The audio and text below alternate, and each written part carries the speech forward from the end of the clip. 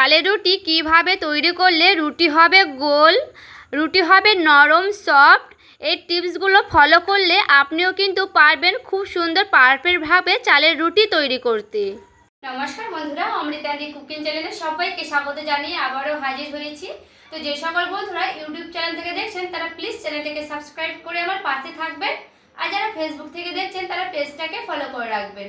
আর skip না করে পুরো রেসিপিটি দেখা অনুরোধ রইল, লাইক দিয়ে ভিডিওটি দেখবেন। তো চলুন রেসিপিটি দেখে নেওয়া যাক। আমার প্রথমে এখানে আমি একটা কড়াই বসিয়ে নিয়েছি আর গ্যাসটাকে অন করে নিয়েছি। এরপরে বাটি মেপে দিয়ে দিচ্ছি জল। এখানে দেখুন আমি এই বাটির মেপে নিয়ে নিচ্ছি 1.5 বাটির মতো জল দেব। এর বেশি কিন্তু আমি জল দিচ্ছি না। এখানে জলটাকে খুব সুন্দর করে গরম করে নেব, মানে ফুটাতে দিয়ে দিচ্ছি। জলটাকে আমি একটু ঢাকা দিয়ে দিচ্ছি, এতে করে তাড়াতাড়ি ফুটে যাবে তার জন্য। তো জলটাকে খুব সুন্দর করে টকবক করে ফুটিয়ে নেব। এরপরে দেখুন জলটা আমার খুব সুন্দর করে ফুটতে লেগেছে, আর দেখুন দেখে বুঝতে পারছেন কি সুন্দর একেবারে বাষ্প উঠে গেছে। এরপরে দিয়ে দিচ্ছি লবণ। তো লবণটা দিয়ে খুব সুন্দর করে ফুটিয়ে নিচ্ছি।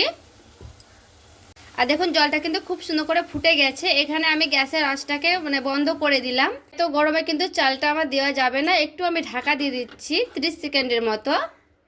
এরপরে দেখুন প্রায় 30 সেকেন্ডের পর ফিরে এলাম। এরপরে সে চালের গুঁড়োটা আমি এইভাবে দিয়ে দিচ্ছি। এখানে আমি 1 বাটি মাপে নিয়েছি, আর দেখুন আবারও আমি 1/2 বাটি নিয়ে চলে এসেছি। যেহেতু আমি এখানে 1.5 বাটি জল গরম দিয়েছি তার জন্য 1.5 বাটির মতো আমি নিয়ে নিচ্ছি চালের গুঁড়ি।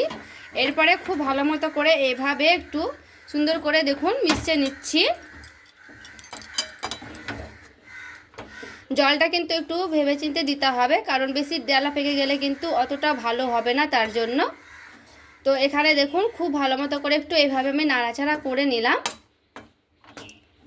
তো একটু এভাবে নাড়াচাড়া করে নিতে হবে, এতে করে দেখুন কি সুন্দর কিন্তু এইভাবে নাড়তে নাড়তে দেখবেন সবগুলোই চালের গুঁড়িতে জলগুলোকে টেনে নেবে। আর দেখে বুঝতেই পারছেন এই যে দেখুন দলা দলা হয়ে গেছে। তো এইভাবে আমি একটু ভালো করে নাড়াচাড়া করে নিচ্ছি।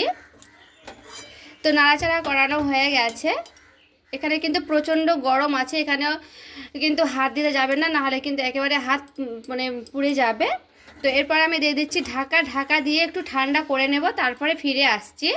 দেখুন আমি ঢাকাটা উঠিয়ে নিলাম। এরপর ঢাকাটা উঠিয়ে দেখুন কি সুন্দর কিন্তু একেবারে সবগুলো জল টেনে নিয়েছে চালের গুঁড়িতে। তো এখানে কিন্তু আমার একেবারে যে শুকনো শুকনো সে কিন্তু নাই, যেহেতু এটা ঘরের চালের। এরপর আমি চালের গুঁড়িটাকে থালাতে ট্রান্সফার করে নেব। এরপরে দেখুন আমি থালাতে এইভাবে ঢেলে নিচ্ছি।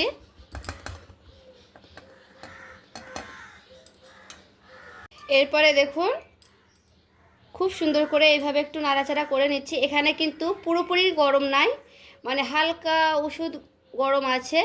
এই গরমে অবস্থায় কিন্তু এইভাবে চালের ময়দাটাকে এইভাবে খুব সুন্দর করে মাখিয়ে নিতে হবে। তো পুরোপুরি ঠান্ডা করলে কিন্তু একেবারে চালের গুঁড়ো ঝুরু ঝুরু হয়ে যেতে পারে।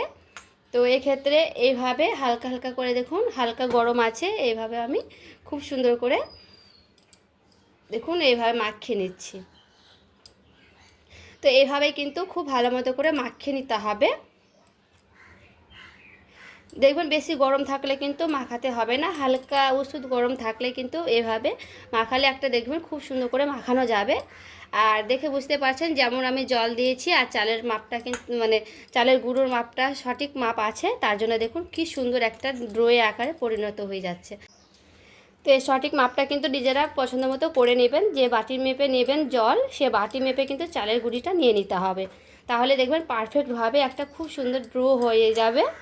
তো আর এই যে দেখুন খুব সুন্দর করে এইভাবে আমি মুথে নিচ্ছি। তো এইভাবে মধ্যে মধ্যে দেখবেন খুব সুন্দর করে একটা ড্রোয়ে আকারও পরিণত হয়ে যাবে। তো এইভাবে যেহেতু এটা চালের গুঁড়ি তার জন্য একটু সুন্দর করে মুথে নিতে হবে।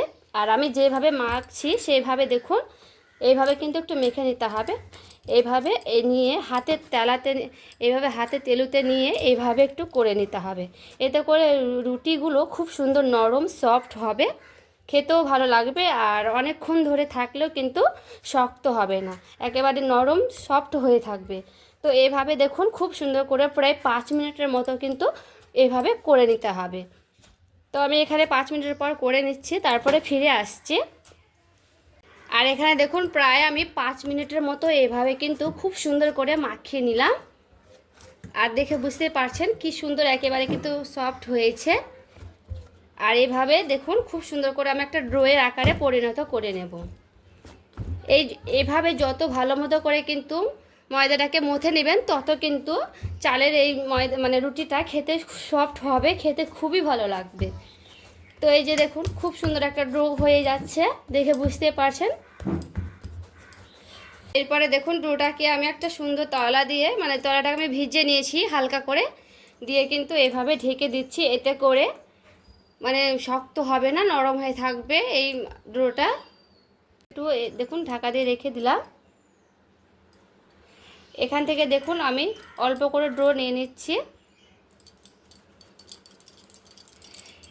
এইভাবে কিন্তু গোল গোল করে আমি একটা একটা করে ড্র করে নিচ্ছি। তো আমার এখানে ঢাকাটা লাগবে না, উঠিয়ে নিচ্ছি। আগে ড্র করে নেব সবগুলোই দিয়ে। তো খুব সুন্দর করে দেখুন এইভাবে ছোট ছোট করে লেচি কেটে নিলাম।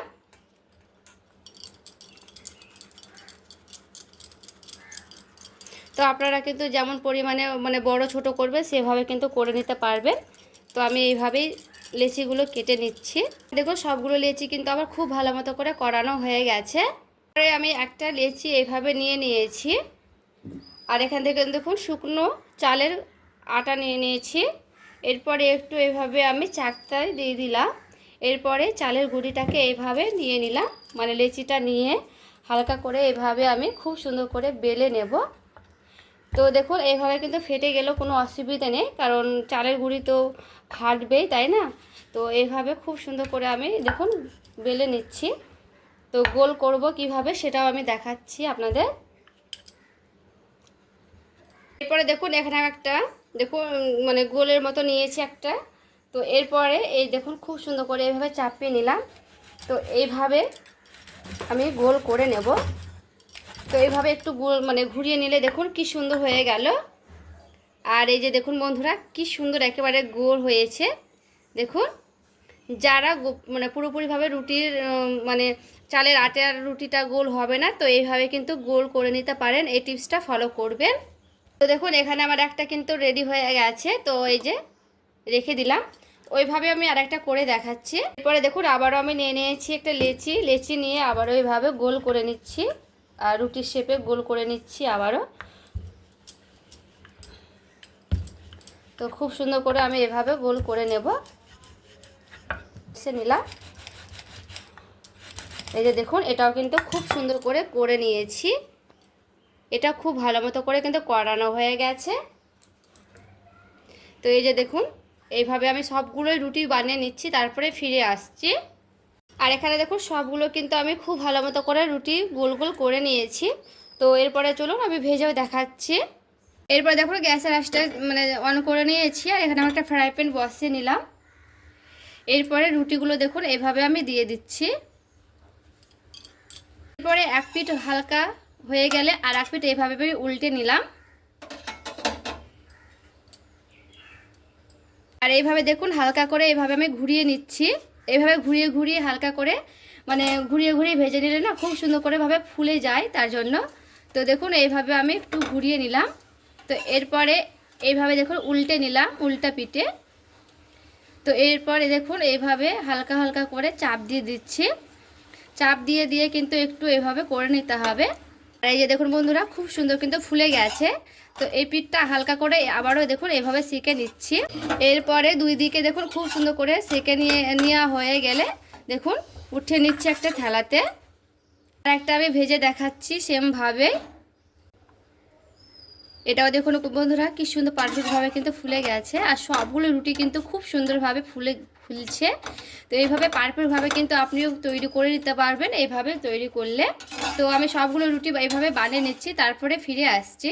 আর এই যে দেখুন বন্ধুরা রুটিগুলো আমি নিয়ে চলে এসেছি। আর দেখুন কত সুন্দর নরম সফট, একেবারে কিন্তু হাতের তালুতে দেখুন নেওয়া হচ্ছে কি সুন্দর একেবারে কিন্তু নরম সফট রয়েছে। দেখুন এত সুন্দর নরম সফট রুটিগুলো। দেখুন রুটিগুলো আমি ছিঁড়েও দেখাচ্ছি, একেবারে কিন্তু নরম সফট। আর রেখে দিলেও কিন্তু একেবারে শক্ত হবে না, খুবই সুন্দর হয়েছে। আজকের এই চালের রুটিগুলো আপনাদের কেমন লেগেছে অবশ্যই কমেন্ট করে জানাতে ভুলবেন না। আর ভালো লেগে থাকলে প্লিজ লাইক করবেন আর চ্যানেলটাকে সাবস্ক্রাইব করে আমার পাশেই থাকবেন। তো দেখা হচ্ছে আরও একটি রেসিপির সঙ্গে। সবাই ভালো থাকবেন, সুস্থ থাকবেন।